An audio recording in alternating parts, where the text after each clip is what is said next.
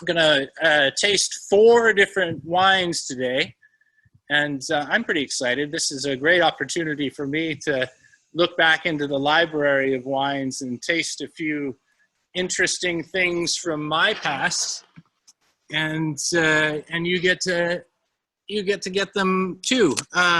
Please send in your questions, and I would love to answer them. Okay, let's get some more hand sanitizer there so you guys don't get sick. We're going to start with the Arise. You were only waiting for this moment to arise. And that is apparently, as my wife will say, I'm no musician. I do play the guitar, but only to annoy my family.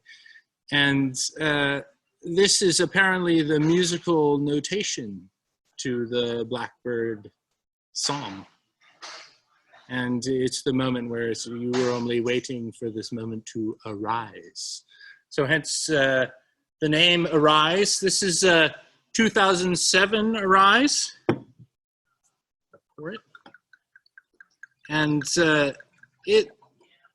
as we love to say, and I love this about Blackbird, we've always called Arise our second wine. Whereas the Illustration, Contrarian, Paramour, those are the flagship wines of Blackbird. Arise is a second wine. And I think that doesn't make it any lesser of a wine, but it does make it a different wine. When we go through and blend the wines, we look at the Illustration, the Paramour, the Contrarian first, and we're looking for wines that really have the characteristics that go into each of those blends. And what I mean by that is that they're age-worthy, that they show really what Blackbird is all about. And I think Blackbird is a very restrained, very elegant, not totally fruit forward, not totally overblown California, not totally over the top California Napa Valley wine. It is a very restrained, very elegant, very wonderful, very complex wine. And when we finish those blends, we go back and look at this Arise and see what we can do with the wines that are left that work well in this blend. And a lot of times, wines that don't go into the Illustration, or Paramour or Contrarian, they don't go into those flagship wines because they may be too fruity or too approachable or too big, and they'll work perfectly in this Arise. So this is a 2007 Arise, so very early on. This is my first vintage, 2007. This is my 14th year with Blackbird, so 2007's one of my earliest vintage with Blackbird. And so I'm going back into my early days, and still wonderful. I'm being asked if it's cold in here because I'm wearing a jacket and a scarf, and everybody's wearing jackets and scarves. Yes, it is. It's always cold in here. It's always 55 degrees in here. And sometimes you come in the middle of winter and it seems like it's hot in here. Oh, this smells wonderful. I mean, right away there's plum, cherry, cedar, beautiful character.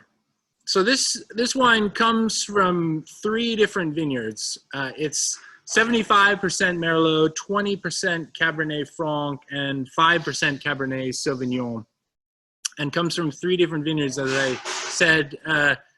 The first vineyard is the Blackbird Estate Vineyard, and that's a vineyard that we have in Oak Knoll, and not to be confused with the Bird's Nest, which is this wonderful new vineyard that we're going to be tantalizing you with soon.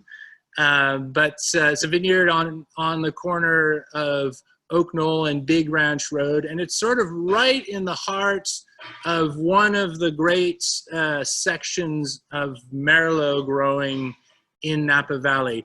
And again, we talked a little bit about this last week, but what does Merlot love? And Merlot loves to have a lot of humidity. It's a very humidity loving variety. If you walk down vine rows of Merlot, it seems like you're walking through a jungle. It has amazingly big leaves, Merlot, bigger than Cabernet Franc, bigger than Cabernet Sauvignon. These massive leaves, and you really feel the humidity as you're walking down the vine row on a hot day. So you need that humidity for the Merlot. That's lovely. So the Blackbird Estate Vineyard, it's Yolo clay loam soil. It has a clay layer on top that's quite thick, and then underneath it, it's all of this alluvial deposit. So we were talking about this last week as well, but what clay gives to wine is it really gives it tannin, it gives it structure, it gives it density. Wines from clay soils can be incredibly intense and weighty and tannic, but the difficulty with it is that it can also hold water. And so you need a clay that can be well drained. And the fact that we have this alluvial gravel, and it's really an extension of the Napa River in this case, these gravel, the gravel sides of the Napa River go right underneath this vineyard, and then the clay structure on the top allows us to get a wine that's very structured, but also Merlot, very elegant. So I gotta try this thing because I'm talking too much and not drinking enough, as we all should be doing. Not talking, that's it, but drinking.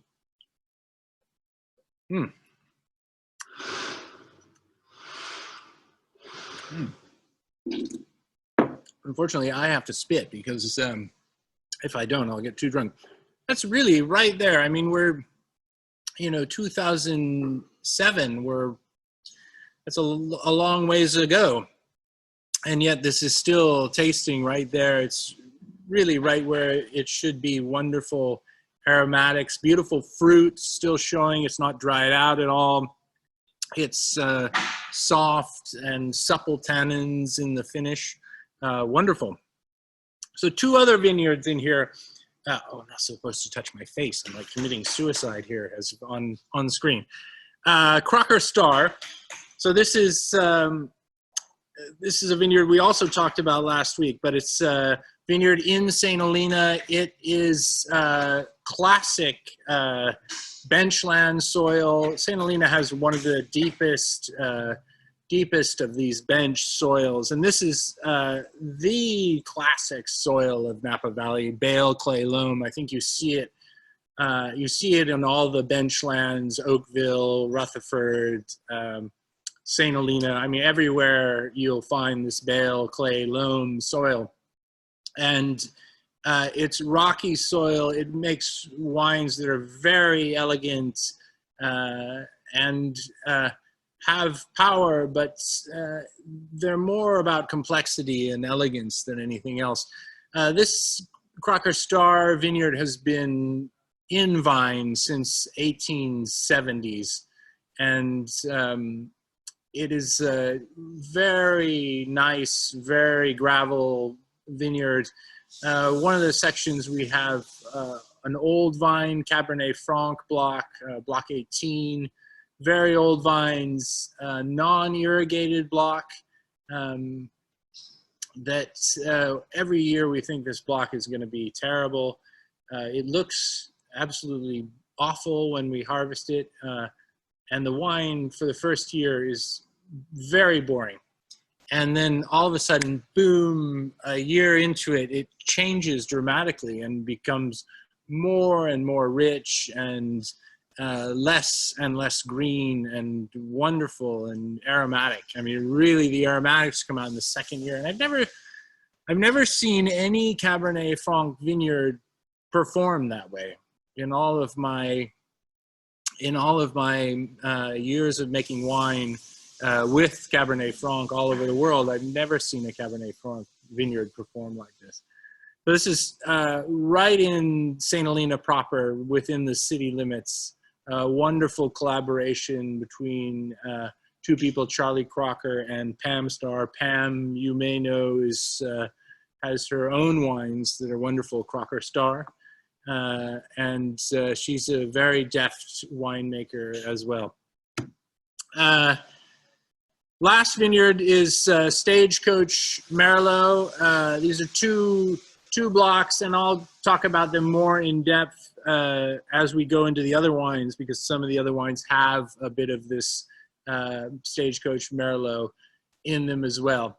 But it's a vineyard that has these sections have what's called hambrite soils, very shallow soil, very well drained, very rocky. This is that red basaltic rock that we talked about last week. That's kind of all up the eastern side of the Oakville appellation. So if you were to walk from Screaming Eagle up through Joseph Phelps's Bacchus Vineyard, up through Dalla Valle, up through Oakville Ranch, up to Stagecoach, you would have this same sort of soil throughout the whole area. Okay, so let's move on. That's Arise 2007. Just need one more sniff of that. Lovely. Okay, and we're gonna kick off. I didn't really talk about the vintage 2007, which was it was an interesting vintage, very dry vintage. Let's say that. I mean, it's super dry, and it was a vintage where we had 60% of normal precipitation, and that kind of seems like a normal thing in California these days. I don't know where they get these 60% of normal, because it seems like every year we get 60% of normal. I think this year we've had 50% of normal. Clusters and berries were super small in this vintage, and they were half the size of no, what am I saying? They weren't half the size. They were 10% below normal weight, which is also unusual. Very cool summer with a few 100+ days. Late August and early September, there was a little heat spike. We had light rain in late September, which kind of allowed us to continue ripening the grapes. It's always nice to get kind of those late rains in the season. Those kind of help to round out the wines and allow us to actually ripen the grapes rather than have them build up sugar due to dehydration, which is the problem that we often have in California in hot vintages. Okay, so I'm going to move on. 2008 illustration. Now, the illustration is the first wine of Blackbird. It was the Blackbird wine way back in 2004. We just had one wine, and this was it. Blackbird's illustration. And it is our seminal vehicle for Merlot. As some of you may know, Blackbird comes from the idea that Merlot, the word is patois, French patois for blackbird. Merle is the word for blackbird in French. And we love Merlot, and we still are very committed to Merlot as a variety. And so illustration is that vehicle for Merlot. This is a 2008.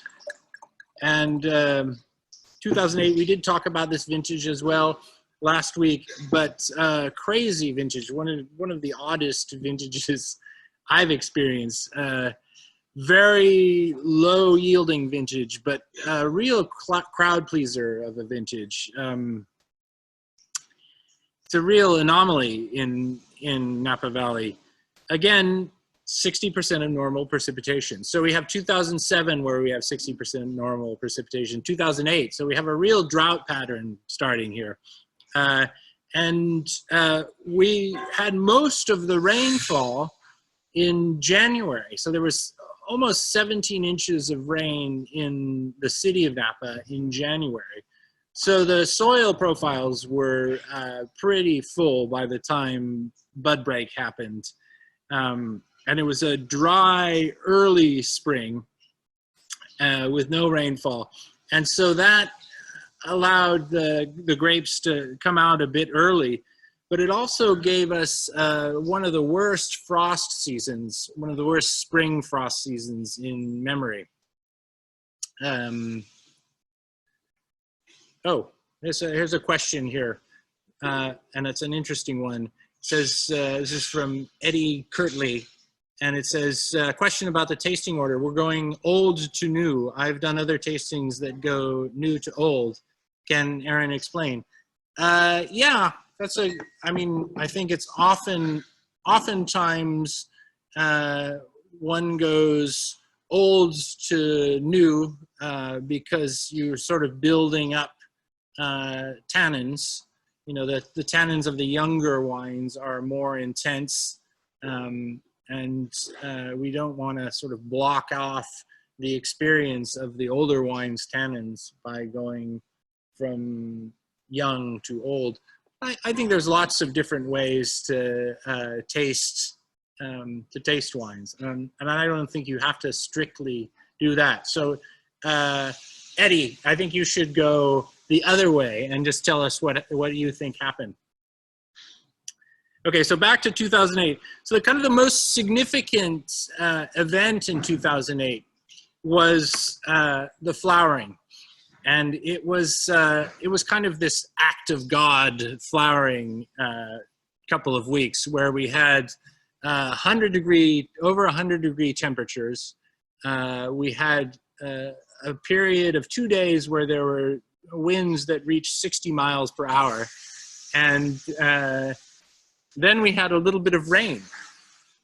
And all of these conspired into the perfect storm during flowering to create grape clusters that were quite straggly, where you had, a couple berries on a stem and not much more than that. And it was very depressing for us at the end of flowering to realize how little we actually had on the vine. And then to make things worse, by the time we got to veraison, when the grapes change color, we noticed that a lot of fruit wasn't changing color. On the same vine, you would have 5 clusters, 8 clusters changing color, and 8 clusters not changing color. So we realized that there was a real difference in ripening on the same vine.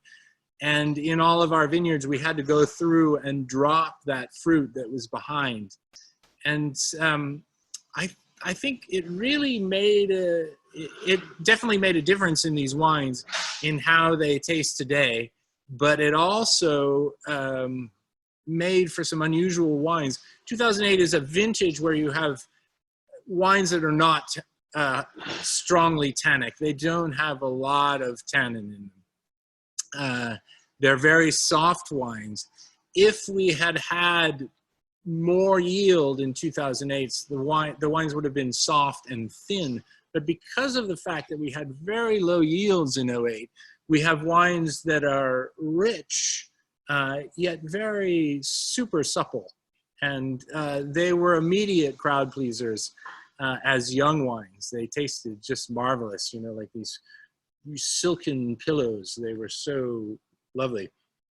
Wow, this wine is smelling beautiful. We had a lot of Merlot last week that was had this black truffle character, and I'm getting the same thing in this. 08 illustrations. A fantastic black truffle aroma. I mean, cedar again, forest floor. Beautiful cigar tobacco. I mean, it smells like you're opening up a cigar box. I had a grandfather that smoked cigars like a chimney, and it reminds me of hanging out with him, except without the him yelling at me. Anyway, this wine is 75% Merlot, 23% Cabernet Franc, and 2% Cabernet Sauvignon. Somebody ping me if all of these don't add up to 100%. I've been known to miss before. But so there are several different vineyards in here. Again, Blackbird Estate Vineyard is in this. The Crocker Star Vineyard is in this. And this is specifically that Cabernet Franc block, block 18, that is the non-irrigated old vine block that I was talking about, that really makes a resurgence in the year and creates some wonderful wines. This is also Stagecoach Vineyard, specifically a block D4, and D4 sort of hangs out over the top of Oakville. It's about 1,200 feet above the valley floor, and just dominates the whole valley. It's really in the Pritchard Hills section of Napa Valley. You look out onto the vineyards of Continuum, to the northwest, Ovids as well. And then south, you have the whole valley, San Francisco Bay, and every fabulous view from up there. And wonderful, wonderful little vineyard. And then the last vineyard in here, another Merlot source. No, wait, I've got two more. Shiflet Vineyard is in here. And that's a vineyard we worked with for a long while before they started making their own wines, which are worth checking out. They're wonderful wines. But it's a vineyard in Yountville at the end of Darm's Lane. I think it should be called Darm's Way somehow. That sounds better. Stay out of Darm's Way. But Darm's Lane, and it's in the Mayacamas, just the foothills of the Mayacamas Mountains, and just at the foothills of Mount Veeder. It's mainly soil called Forward, which is ashy rhyolite. It's like white ash. And it's one of the great soils of Napa Valley as well, a great for growing multiple different varieties, especially Cabernet Franc, very good. Those rhyolitic ash soils, you walk in them and your boots fill up with dust. It's quite annoying, but fantastic for wines. That often is associated with two other soils. Forward is often associated with Aiken or with Kidd, and some of you may know there's a very clever wine, I think, from Maryvale Vineyards called Forward Kidd, and my friends Renee and Laurence Schlatter, who own Maryvale, I think it was Laurence that actually came up with the name, which sort of encapsulates their child-raising attitude. Forward Kidd. But great soils for growing grapes, and fabulous for wines. Oh, that's really opening up now. You've got this wonderful pomegranate character too.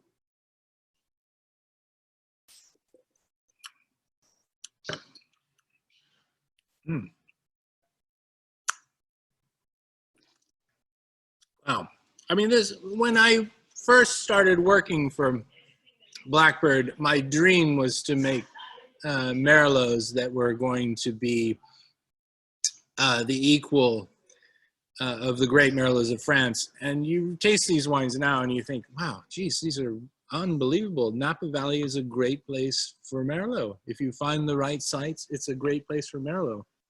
And I think it's its own thing. These wines are super rich, super wonderful. They're fabulous.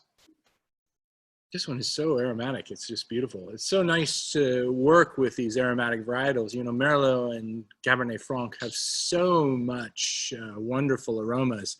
Oh, wonderful. Okay, we have to move on now. Where are we here? We're going to Paramour. My lovely Paramour. I was really part of the discussions when we started making, we started moving from one wine to making several different wines. And we had little code names for all of these wines. And then Michael Polemski, of course, came up with the name Paramour, which I think is really brilliant. It's your, you know, your mistress, your alternate lover. And he was moving from Merlot to Cabernet Franc. So, Merlot has always been my paramour, but Cabernet Franc has always been my true love. And so this is the Blackbird vehicle for Cabernet Franc. This particular wine is 53% Cabernet Franc, 44% Merlot, and 3% Cabernet Sauvignon. So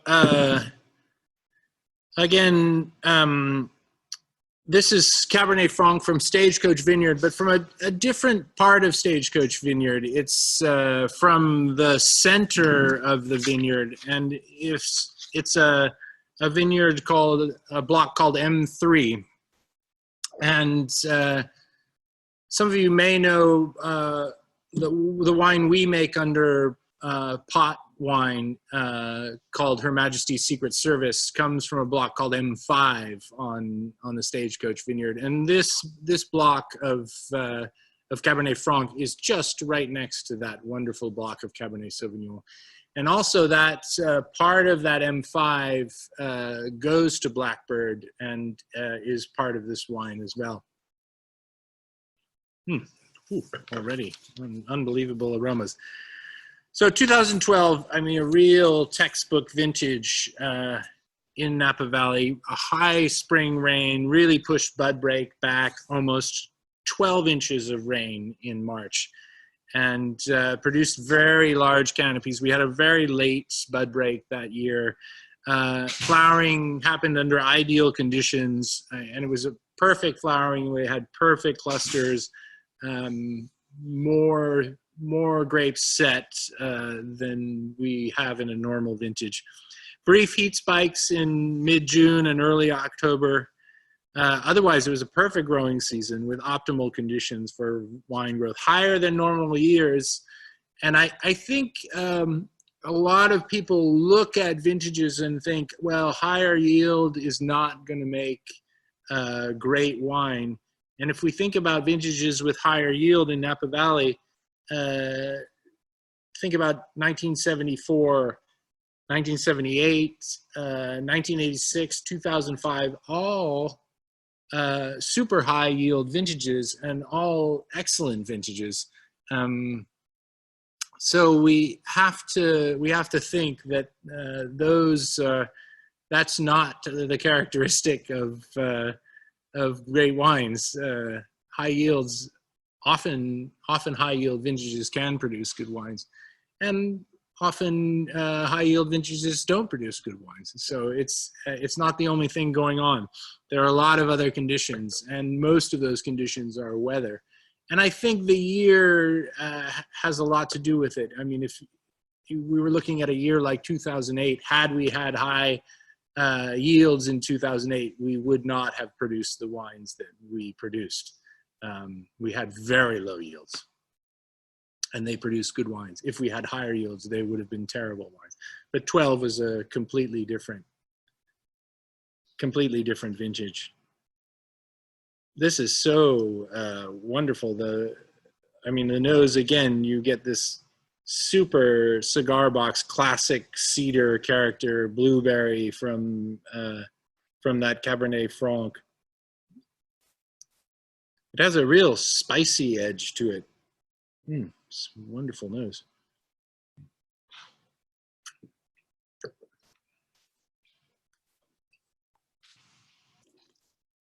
Rich attack, a lot of fruit in the mid palate, a lot of character. There you go. This guy here. This is Santi, superhero, winemaking superhero. Got to give him some credit. One of the best guys in the business. He does everything. He's a fantastic worker. But so back to this 12. This is the 10th vintage, 2012 of Blackbird. That's why we have this wonderful Roman numeral 10 made out of these blackbird feathers, or sort of gray bird feathers. But anyway, that's the 10th vintage for Blackbird. Ooh.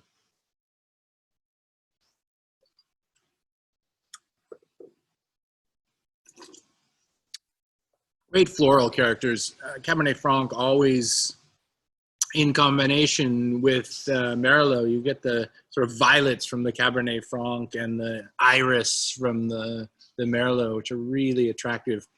Good balance, good weight, and beautiful long finish. It's super fresh, that wine right now. And bright and lifted. It's quite nice. Okay, let's go to the last one, Contrarian. And as we always said, Contrarian is because it's called Contrarian because it contains Cabernet Sauvignon, and that's contrary to the belief that we were just going to be making Merlot.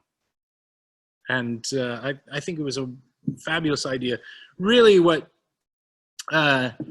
moved us into making wines with Cabernet Sauvignon was finding wonderful vineyards that produced Cabernet Sauvignon, and this is one of those wonderful vineyards. This is the Cabernet Sauvignon in here comes from a vineyard called Ballard, and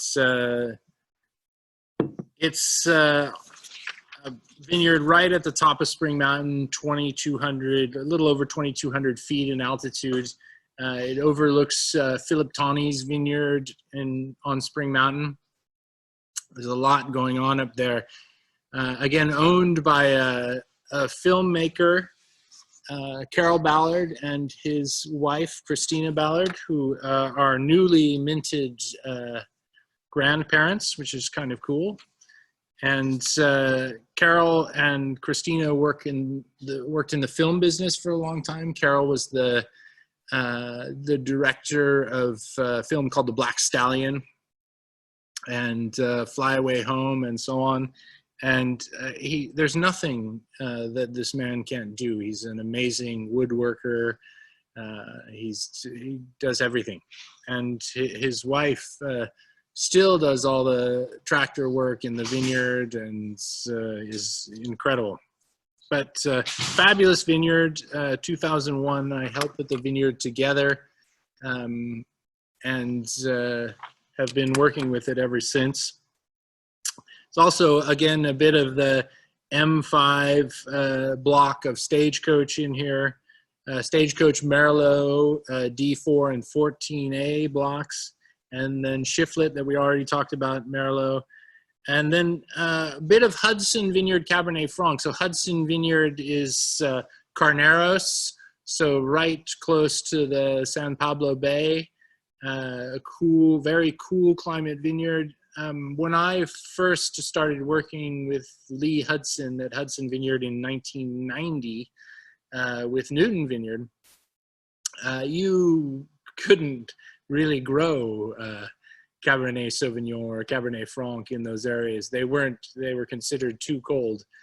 And this has since been vastly debunked by Lee's planting Cabernet Franc and Cabernet Sauvignon and Merlot for Blackbirds. This is from the back side of his property. Lee's property is over 2,000 acres, only a little more than 100 acres planted to vine. But it's a vast property. The front portion, which is closer to the bay, is planted to Chardonnay, a little bit of Pinot Noir, a little bit of Syrah, and some Merlot. The back side of the property has Syrah, all sorts of other oddball varieties, and has this little planting that was especially done for Blackbird that has a bit of Sauvignon Blanc that goes into the dissonance white wine, and a little bit of Syrah that we used for a special wine that came out a while back, and then Cabernet Sauvignon, Cabernet Franc, and Merlot that finds a place in a lot of the wines, and it's one of the mainstays of the three wines. It's a fabulous vineyard. So this is a 2013. Again, very dry, very dry vintage. January, February, and March were super dry. Early bud break. My vineyard on Mount Vider, Châteauneuf-du-Pape, broke bud on March 27th in 2013. So quite a bit earlier than normal, maybe 2 weeks earlier than what we normally get. April had a little rain that was followed by these wonderful clear days. June and July were warm and sunny. Only a brief period of over 100-degree temperatures at the end of June. August was ideal with no 100-degree days. The only really hot days were September 7th, 8th, and 9th of 2013. And that sort of pushed ripening forwards, creating a good vintage. September 21st, we had a little bit of rain. That allowed us to continue the ripening process, as we talked about earlier. Harvest was about 2 weeks earlier than normal, and then the weather was clear with ideal temperatures through December, so you could have waited until whenever. These wines are really big. They're monster wines. 13 is a very intensely tannic, very interesting vintage. I saw on the feed, which is kind of hard to read, that someone was talking about the 2014s being very approachable right now, and I totally agree with that. The 14s are very, very approachable, very easy to drink. The 13s need a little more time. They're much denser wines, but they will reward you. Oh, this is leaping out of the glass. A real toffee, and again, that wonderful forest floor character, the cedar, the tobacco. Got all of the floral notes in there, but a real black currant character. Blackberry, boysenberry.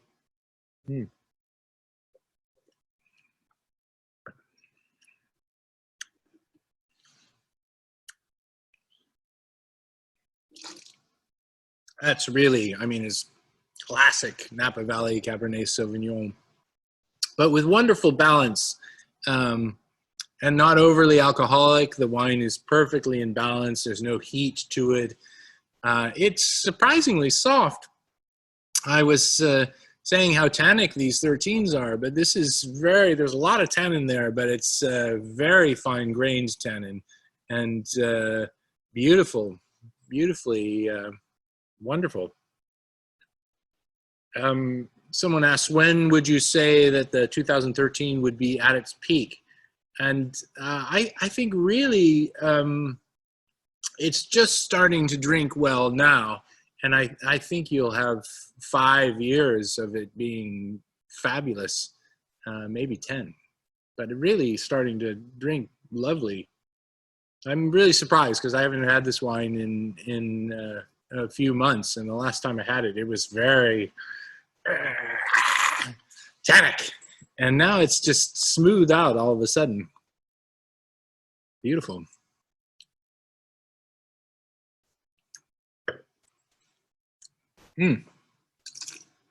Somebody's asking a question about Merlot clones and, well, clones in general and where they come from.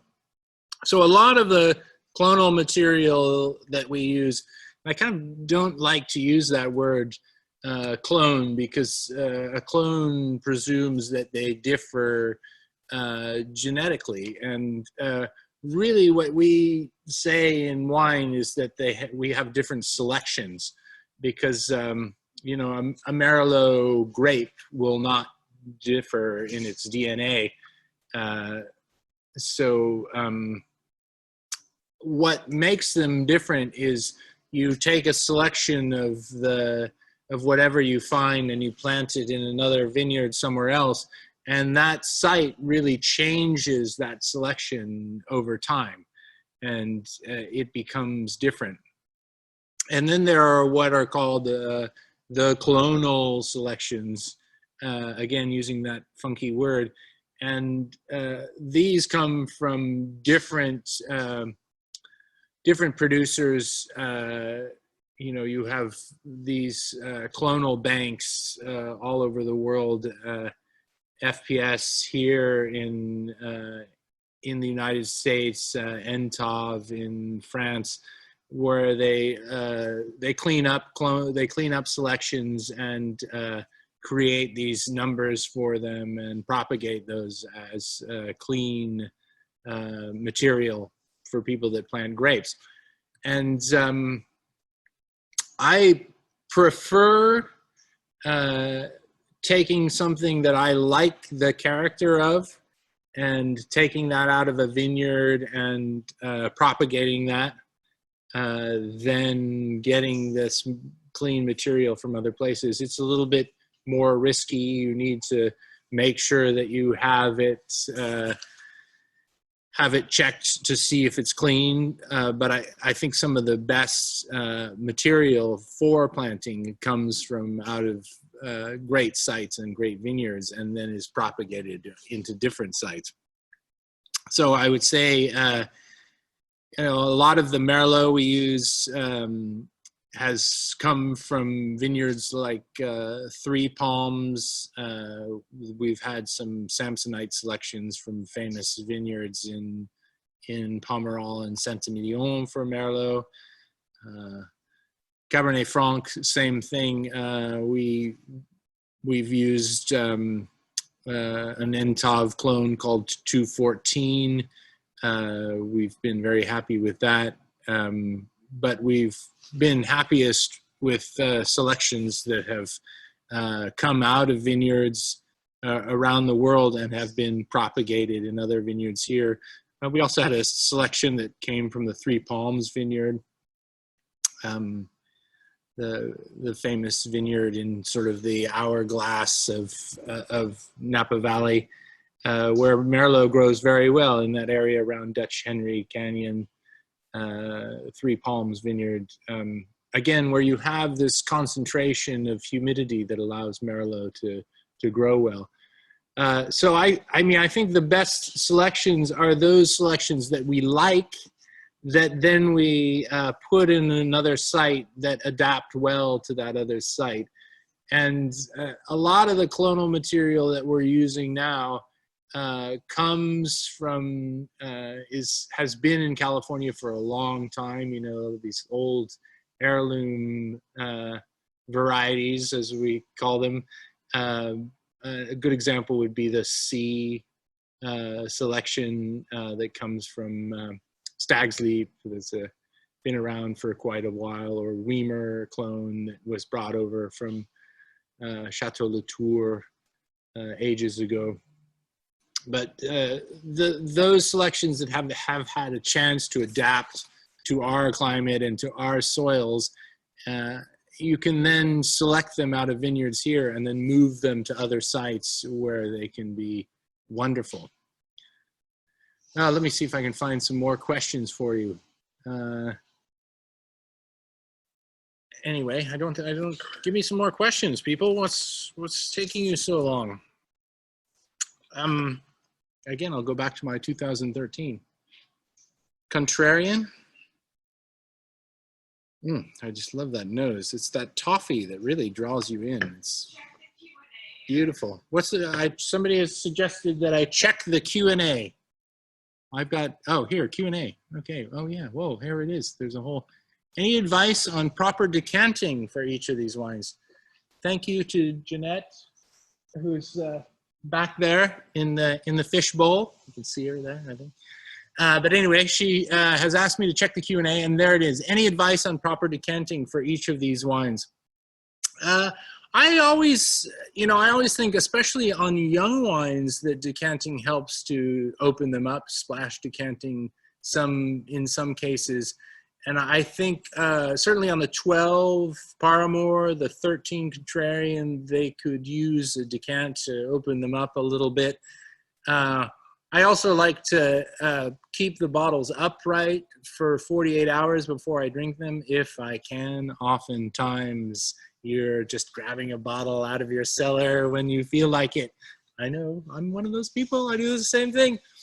But so I like to keep them upright for 48 hours so you can also decant for sediment, so you don't have that giant thing of goo at the bottom of your glass, which is the hallmark of fine wine.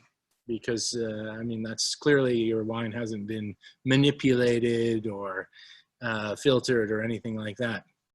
Okay, Jeff Grimm says, acknowledging how horrible the fires of late have been, does it by a chance create a better microclimate for vineyards in terms of dryness? Oh, I don't really understand that question. Oh, you mean in terms of, I guess it's if there's drier vintages, do they create a better environment for producing wines? No, I mean we produce wines in great years that have lots of rain. I mean, I think 2018 would be a good example of that, where we had good rainfall. The wines are wonderful. 19, same thing. Difficult to say, but I think it's not the amount of rainfall that we have during the year that makes a huge difference in our in that year. It's for us, I mean, we're getting rainfall in the winter, so between April and October we rarely have any rainfall. So the vines wake up from their slumber, and the rain that's in their soil profile is what they have. And so they'll base their growth on that rain that they have available to them. You have mentioned several different vineyards where various grapes are coming from. Can you speak a bit about how to take grapes from different vineyards and process them? Well, I mean, each vineyard's different, and each vineyard has a different set of things that we need to do to get the greatness out of those vineyards. Some vineyards, they need to be beat up in the tanks more. We will increase the extraction, increase the pump overs in order to extract more. Some vineyards are very easily extractable. They don't need that kind of extraction. They need to be more delicately treated. So, I mean, each vineyard has its own set of characteristics, and really, I determine how we're going to treat the vineyards as I'm tasting the grapes just before we pick. So if we're a week before picking, I'll go into a vineyard, really focus on tasting the grapes, and then determine what we're going to do to that lot as it comes in. And then once it's come in, we'll be tasting it often, at the very least twice a day, to see how we're doing, and then change plans according to what we're seeing in the tasting. Kate asks, what was your favorite of the four? Oh, you know, it's nice to go back into the older vintages. I mean, as I always say, I love wines, and I am a wine necrophiliac. I fully admit it. I love older wines, and so it's fun to try the older wines. And it was fun to try the illustration. I can clearly see that the Contrarian and the Paramour are going to be fabulous, more interesting in the future. And there's more there. They're colder climate vineyards. They have a lot more going on. So I think, I mean, today, just pure pleasure, 08 illustration, I'll say. If you were blind tasting Merlot versus Cabernet Sauvignon, what notes are you looking for? Oh, I think Cabernet Franc has a real tell, which is that cedar character, that blueberry aroma. That cedar really kind of gives it away. Merlot, it's such the red fruit varietal, the plum, the cherry, and Cab Franc, again, that tobacco. Cabernet Sauvignon, you get that black currant character. The tannins are unmistakable in that. And then there's a further to this question: how do you think about blending them as you make wine in terms of percentages? I mean, I really don't think about the varietals when we blend. We're really just looking at making the best wines we possibly can, and we try to avoid thinking about the percentages and try to just look at making the best wines we possibly can. Clearly, we're going to set aside Cabernet Francs to taste for making the blend for the Paramour, or for Contrarian, we'll set aside the Cabernet Sauvignons for that. And those will be the first wines that we look at for each of those varieties. But once we've gone through and looked at those, we don't. Then we can move on to the other varieties. Can you touch on the amphora clay pots behind you? They are beautiful. Yes, Simon, they are beautiful. Yeah. So this one behind me, we talked about this when I first started, but they're made by Gusmano Manetti in Fiesole, Italy, and they're clay from the same quarry. Whoa, suddenly the lights have gone out on me. They're made from the same quarry as the Etruscans made some of their clay amphora back in the day, 2500 BC maybe. And the one behind me is a real special one. I have used a lot of amphorae for pot wine from Gusmano Manetti, and these really come to me from my friends at Atelier Centre. It's a wonderful cooperage that's run by some fabulous people, but a shout out to Claude and Monique and Rafa, who are all from Atelier Centre France, and they really introduced these to me, and I started working with them after seeing a lot of people work with amphora in Europe mainly. And I think they're wonderful for getting aeration into the wines, getting air into the wines, but not having the tannin and the flavor of oak. And they're all made by hand. You know, it's a guy makes them like you made that ashtray for your parents when you were in kindergarten, where you just roll up these little rolls of clay and then string them around in a circle. It's just a big version of that. And they're all handmade, and they do break easily, believe me. We had one broken last year, and it was not pretty. How do you decide which grapes goes into I, C, and P? Well, I think we touched on that really. We really look at each of the grape varietals and then do the blending of each of those grape varietals for each individual wine first, and then we add into that once we've created that base of the dominant grape varietal in the wine. What changes in blending mix do you see trending as temperatures rise? That's a good question. And I'm hoping I'm pronouncing this right. Ravi Raju asks, and that's a very good question. But, you know, in Napa, it's hard to say whether the temperatures are rising or not rising. I think we're going to see more fog in the valley as the interior valley heats up. that fog effect is going to be more intense. So we don't really know what's going to happen. We're definitely in a long-term experiment of what's going to happen. Certainly a variety like Cabernet Franc, it favors, I mean, it's great in droughts. It doesn't need a lot of water.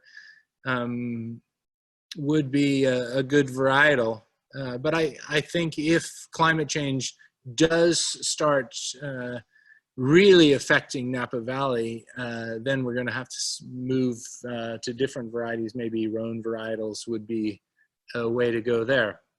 But that's a complex question, and we would need the whole day to talk about that, I think. Michael Polensky once told me his favorite of the 3 top wines.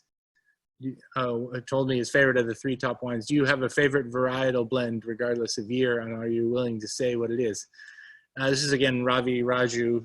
I think that I probably have the same blend as Michael has, which is I love the Paramour. I love to blend the Paramour. It's I've always loved Cabernet Franc, and it's one of the greatest varieties of all time. This is a question from Andy.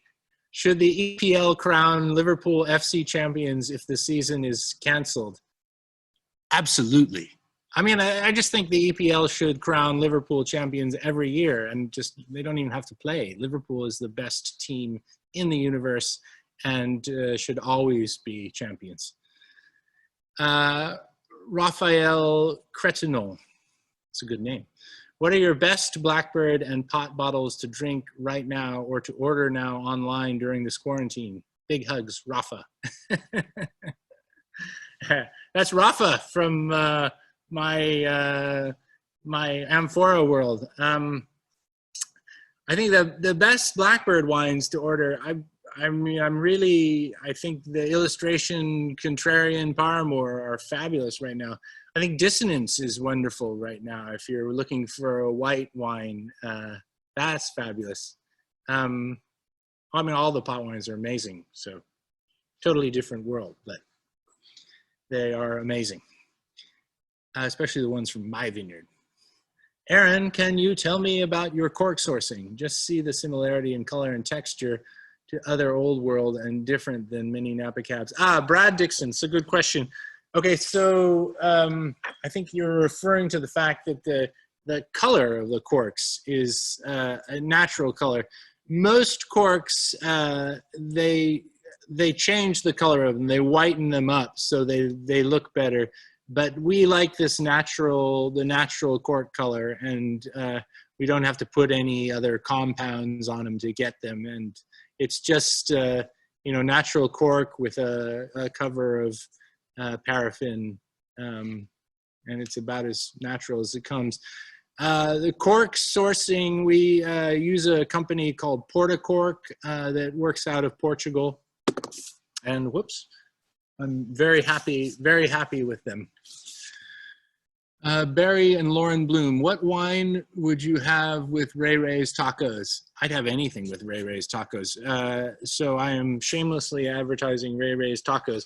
Ray Ray's is friends in St. Helena, and Rachel, or Ray Ray, is a CIA trained chef. She's worked with Christopher Costow at the restaurant at Meadowood. She's an amazing chef and makes the most amazing tacos. And that's been her lifelong dream, to produce tacos. And she makes these taco kits that she sells at the St. Helena Farmers Market, if that happens ever again, or the Napa Farmers Market. And they are absolutely delicious. Any wine will go with them. D. Graham. Do you have agreements in place with the various vineyards to reserve allocations of grapes for you every year? Is there ever increased competition to get grapes from these vineyards if the grapes prove to be well thought of? Well, I mean, that's a problem. And since I've been with Blackbird, I've really tried to move Blackbird into cooler and cooler climates. And that means really trying to get them further south in the valley or higher up in the mountains. And we've been very successful with that, but then people have suddenly seen our success and realized that we are doing well, and so prices are kind of constantly going up on those grapes where we make them. And I hope that was Dee Graham of Dan and Lauren Graham, who are celebrating their 16th anniversary. Again, a shout out to them. But yes, we have contracts every year, and they're very strict contracts that we have great control over how the grapes are farmed. Starlet Johnson, how did you decide to make the Arriviste? It is a lovely rosé. It is a lovely rosé, and it's a funny story. The Arriviste was based on the fact that when we make the red wines, we pull out a little bit of juice right away in order to concentrate naturally the tanks. So we're lowering the juice to skin ratio and creating more concentrated wines naturally, not using some ridiculous artificial concentrator construct. And we had found that we had a lot of rosé wine. And so one year we decided to ferment it and see what would happen, and we made it in a rosé style. And I always told the people at Blackbird a story about when I was at Trollamondo, we had to give the vine workers a liter of wine every day, no matter how old they were. As long as they worked in the vineyard, they could get a liter of wine for every day that they worked. And we would mainly make a rosé for them, and that would be what they would get. And so that would fuel these amazing gypsy parties in the middle of the night that would keep me up at night, around a big fire with all of the trailers in a circle, and guitars and singing and so on. And people would come bleary-eyed early in the morning to pick grapes again, and it would all start over. But so the Arriviste is a little bit that, and the name is funny. I mean, you have to think that an Arriviste is kind of the new money. You know, it's the nouveau riche, as we say, funnily enough, in French. So it's a funny name for a wine. Okay, Mr. Anonymous Attendee.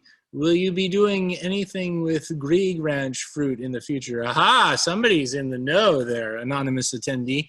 Okay, the Grieg Ranch is what I call the bird's nest.